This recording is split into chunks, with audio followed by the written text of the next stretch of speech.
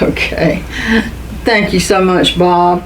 I always enjoy talking about the North Carolina 4th of July Festival, how it started, how it continued, and how it's still going on today.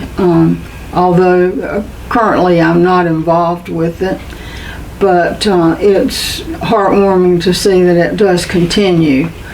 In 1972, I had for several years wanted the festival to be known as the North Carolina 4th of July Festival.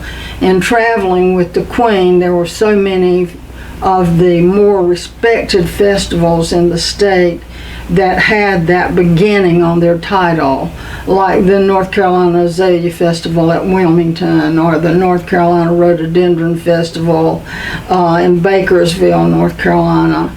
And knowing that there were many 4th of July celebrations across the state, it really laid heavy on me to try to figure out how we could become the North Carolina 4th of July Festival at Southport.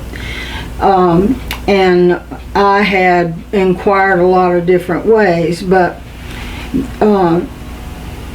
this young man moved to Southport and joined one of the law firms right after he got out of law school, and his name was Doug Ledgett, and he immediately joined the JCs. He was newly single, and he needed to fill his time. He joined the fire departments and everything he could join. He did, because he wanted to know this town better. And he was an attorney, and of course a lot of that's name recognition, so he certainly participated in a lot of things that were going on. And the JCs at that time were running the 4th of July Festival Queens program.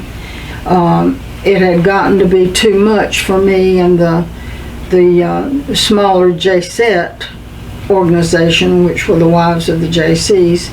And so we asked the JCs if they would adopt the Queen's pageant as their own, and they then, with the state JCs, could get some points for some of their involvement in the community. They get good points or whatever they did with them on the state level.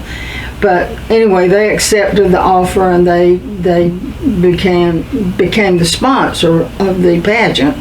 And so Doug Ledgett jumped right into taking the float places and the transportation of the Queen and things like that. So he and I got acquainted, and he asked me a lot of questions about things. But for a long time, I'd wanted that designation for our festival and did not know how to achieve it. And somehow Doug learned that, and he called me just out of the blue, and he said, I understand that you would like to have the festival's name changed to the North Carolina 4th of July Festival. And I said, well, how did you know that? And he said, somebody mentioned it to me. I said, yes, I would like to have that, but I don't know how to do it. And he said, well, I do. So he said, and I'll do it for you. I just need to ask you some questions about how you want the name, how you want the Queen's designation, and different things that I have to put into the proposed articles of incorporation. And so he got all that information from me, and just like in the wink of an eye, the next thing I know, he was standing on my doorstep with the papers that designated us out the 4th of July Festival as the North Carolina 4th of July Festival at Southport. And I was so excited to get those articles of incorporation in my hand. I almost was bursting to tell people, but I wanted it to be a surprise at the next committee meeting. And so I waited, and then I went to the committee meeting, and at the end of the business session, I said to them, I have a real surprise for you. From this point forward, our festival will be known as the North Carolina 4th of July Festival at Southport. And our queen will be called by her name and the North Carolina 4th of July Festival Queen. Or Queen of the North Carolina 4th of July Festival. I believe that's the way I said it. And they were just elated. They couldn't believe that we had done that. I said, so y'all have to change your way of thinking now, because this is the North Carolina 4th of July Festival at Southport. And nothing will be taken away from you. Everything will be yours. I mean, because of the state designation, it really sets our festival, our 4th of July celebration apart from all the other small town festivals that go on across the state.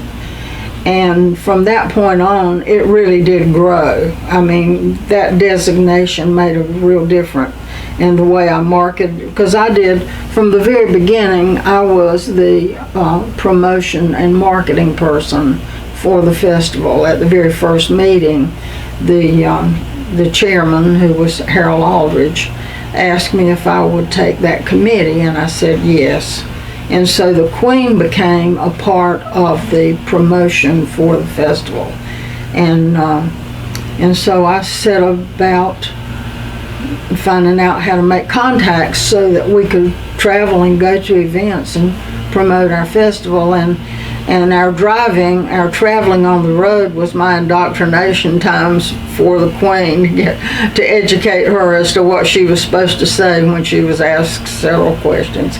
Anyway, it was kind of fun doing that. I didn't know what I was doing. I just played by ear, but I knew we needed to do it and have it done, and it lives today, and I'm so proud of it.